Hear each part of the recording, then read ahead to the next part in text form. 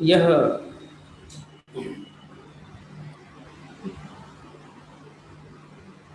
पवित्र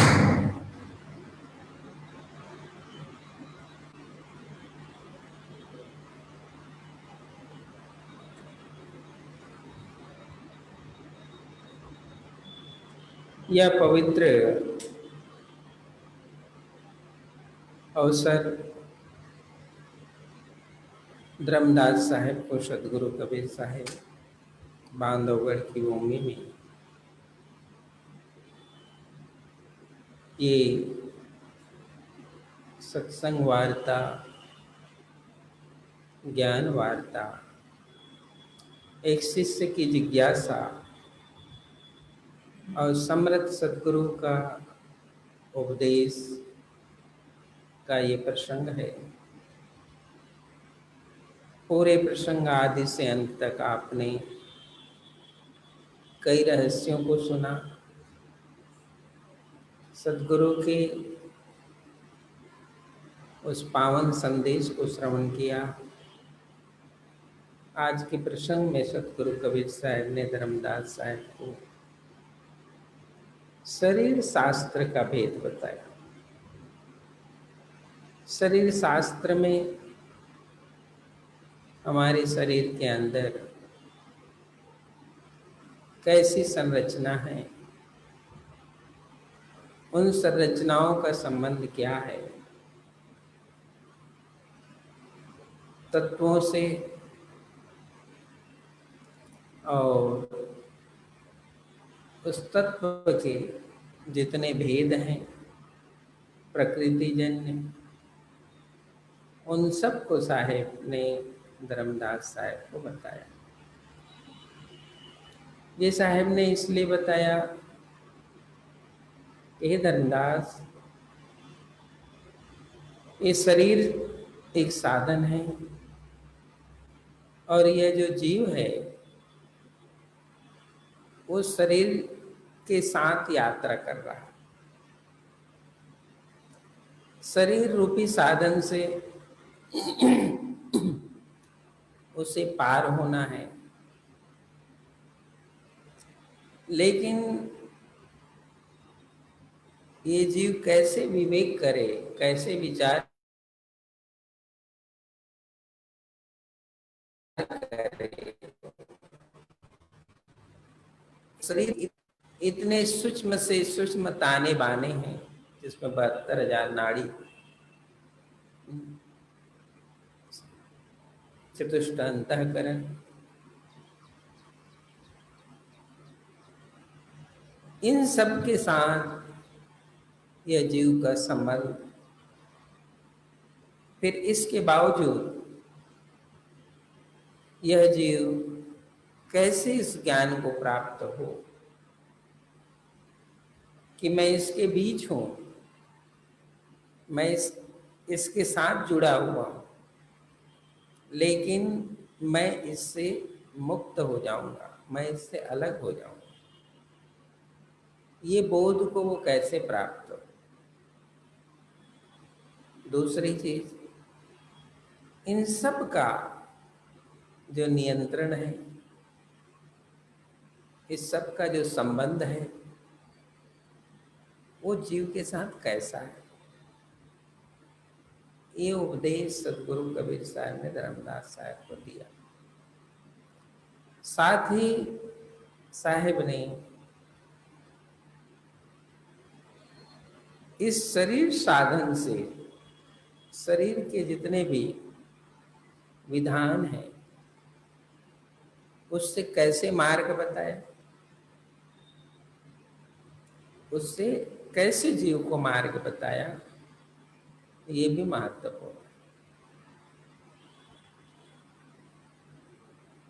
कि शरीर में जो नाड़ियां हैं, फिर ये जो कमल के स्थान है,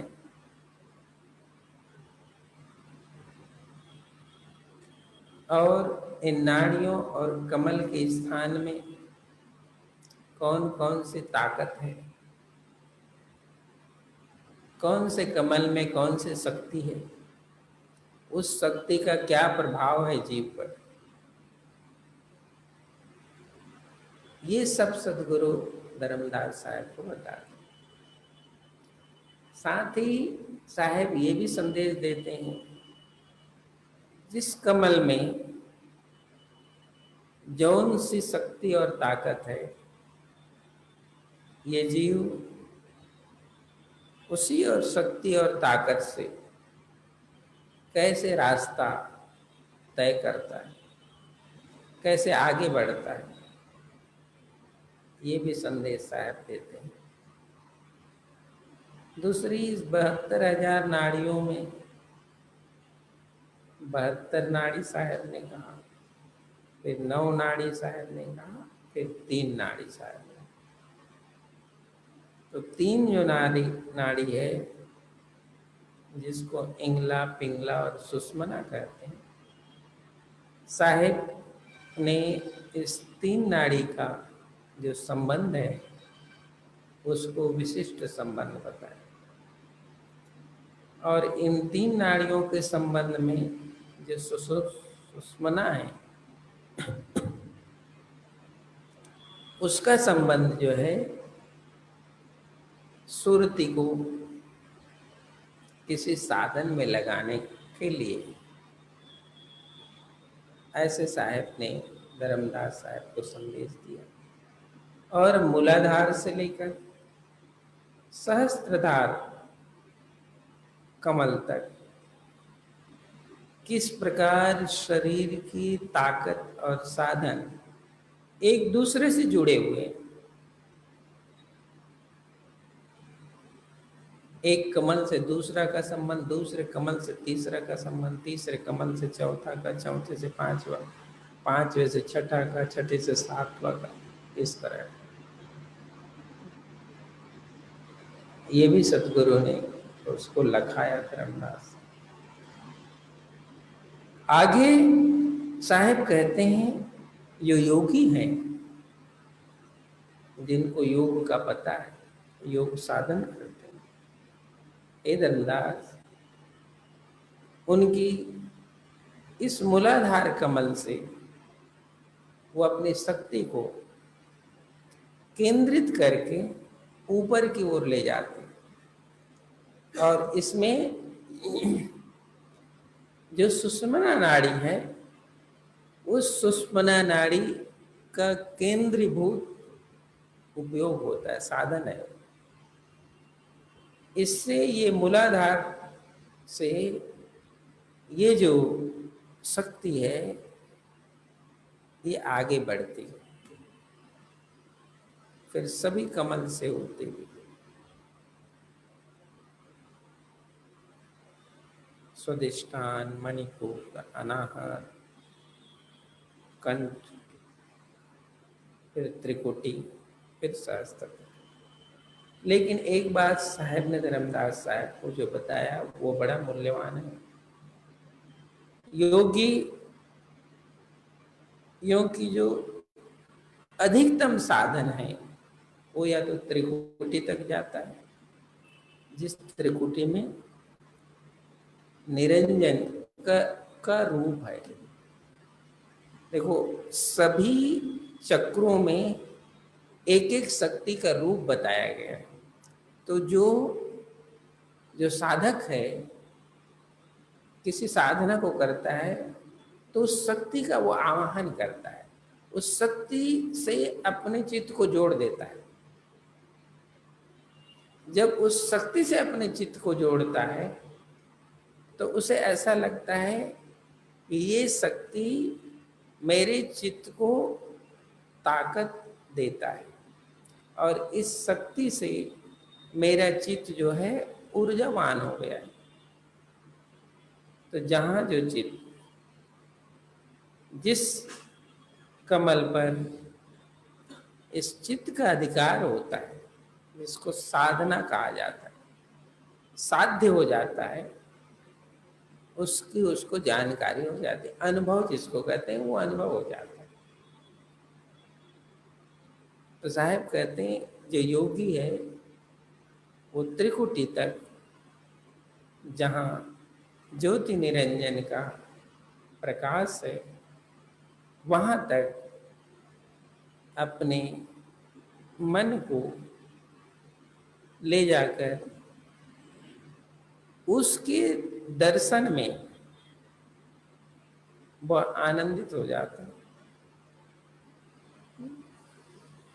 ये साहेब कहते हैं। फिर आगे सहस्त्रतार, जो सहस्त्रदल कमल का स्थान है, वो त्रिकुटी से ऊपर, ये ब्रह्मरंध्र पर उसका स्थान है, ऐसा साहेब बताते हैं। यहाँ पर उसको किसी शक्ति का स्थान नहीं दिया गया, जैसे मूलाधार चक्र को गणेश का स्थान दे दिया, अलग अलग देवताओं का स्थान दे दिया। फिर त्रिकुटी चक्र में निरंजन का की ताकत बताई, सहस्त्रतार में किसी की ताकत नहीं बताई, वो सहस्त्रदल कमल है ऐसा कहा। लेकिन वो कहते हैं कि यदि योगी वैसे त्रिकुटी से आगे नहीं जाते, लेकिन त्रिकुटी से ही आगे यदि कोई योगी पहुंचता है तो वहां पर उसे ये अनुभव होता है कि मैं सभी चीजों से मुक्त हो चुका हूं, मैं आनंद के मुकाम को प्राप्त हो चुका हूं। ये अनुभव वो चित्त करने लगता है। लेकिन सदगुरु की यही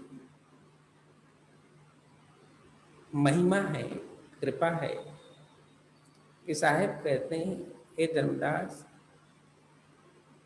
सारे योग तो यहां तक पहुंच ही जाते हैं। सारे योगी जिनकी जैसे जैसे साधना यहां तक पहुंचते हैं, लेकिन धर्मदास इससे आगे भी मुकाम है, इससे आगे की यात्रा है। और वहीं से ही सदगुरु कबीर साहब का जो ध्यान सुमरन साधन है वो वहां से आगे चलता है। तभी उस साहेब कहते हैं, सहस्त्र तार ले पूरन पूरी, अजहू नाव कठिन है दूरी। ये धर्मदास, ये सहस्त्र तार को लोग पूर्ण कहकर मानते हैं, लेकिन अजहू नाव कठिन है दूरी, ये तो नाव आगे कठिन है और दूरी है उससे। इससे आगे, इन चक्रों से आगे कितने चक्रों का साहेब ने धर्मदास साहेब को उपदेश दिया। और हे धर्मदास, इनके कई मुकामों के आगे मेरा अमर लोक का मुकाम, इसलिए तुम अपनी सुरती को उस नाम के सहारे में लगाना जिससे कि वो सहस्त्रतार से आगे जा सके। ऐसे ये शरीर शास्त्र का सदगुरु कबीर साहब ने धर्मदास साहब को उपदेश दिया, शिक्षा दी। इसीलिए बार बार सदगुरु कबीर साहब कहते हैं कि जहाँ योग है, जहाँ साधन है, जहाँ मुकाम है, ये धर्मदास, इसकी अपनी एक जगह, अपनी विशेषता जरूर है, लेकिन तुम यहीं रुकना नहीं, यहीं तुम रुकना नहीं, तुमको तो अमर लोक चलना है, तुम्हारी सुरती अमर लोक जाएगी। अब इसमें लोग ये कहते हैं कि सुरती अमर लोक कैसे जाएगी? तब जो सुरती, जो चित्त, जो मन सहस्त्र तार तक चला गया तो वो अमर लोक कैसे नहीं जाएगा? जो सुरती, शरीर में तो तुम्हें कुछ दिखता नहीं है, लेकिन जब ये अष्टकमल का मुकाम बता दिया इस शरीर में, तो वहां तो कोई प्रश्न नहीं करता कि ये अष्टकमल नहीं है ना। वहां तो जितने शास्त्र हैं सब ने उसकी ताकत बता दी। तो जब कबीर साहब इससे आगे और मुकाम बता देते हैं तो ये क्यों नहीं समझ में आता?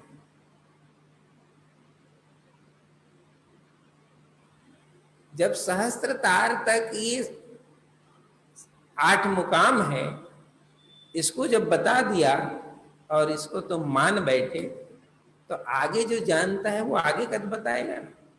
तो ये सदगुरु कबीर साहब इसीलिए इस शब्द में कहा, ये सहस्त्र तार ले पूरन पूरी धर्मदास अजू नाव कठिन है। वो मुकाम अभी और आगे, लेकिन ये मुकाम जो है अब शरीर से आगे का मुकाम है। ये जो त्रिकुटी तक का मुकाम, ये स्थूल और सूक्ष्म के साथ का मुकाम है, क्योंकि सूक्ष्म शरीर के साथ इसका संबंध है। लेकिन आगे का जो मार्ग है सहस्त्र तार से आगे का मुकाम, क्योंकि मैंने पहले ही कहा ना, सहस्त्र जो कमल है उस मुकाम को किसी शक्ति का स्थान नहीं दिया गया, क्योंकि वहां निरंजन की जो शक्ति है, ताकत है यहां तक, क्योंकि इसके नीचे उसके ही अधिकारी बैठे हुए, उसके अधिकार का ताकत। और आगे का जो मुकाम है वो शरीर से भिन्न है। शरीर से भिन्न जो सूक्ष्म मुकाम है, सदगुरु उसका संदेश देते हैं। और बार बार साहेब ने यही समझाया है कि धर्मदास, ये जो लोक है जिसमें इस शरीर की रचना हुई और वो निरंजन के रचना के कारण है, इसलिए सबसे टॉप पर निरंजन बैठा हुआ है इस लोक में, इस शरीर के मुकाम पर। और साहब यहीं से तो उस जीव को उस मुकाम पर ले जाना चाहते हैं जिस मुकाम के लिए साहब इस जगत में आए थे। ये शरीर का भेद सदगुरु कबीर साहब ने ये धर्मदास साहब को अनुराग सागर के माध्यम से समझाया है। बोलो सदगुरु कबीर साहब।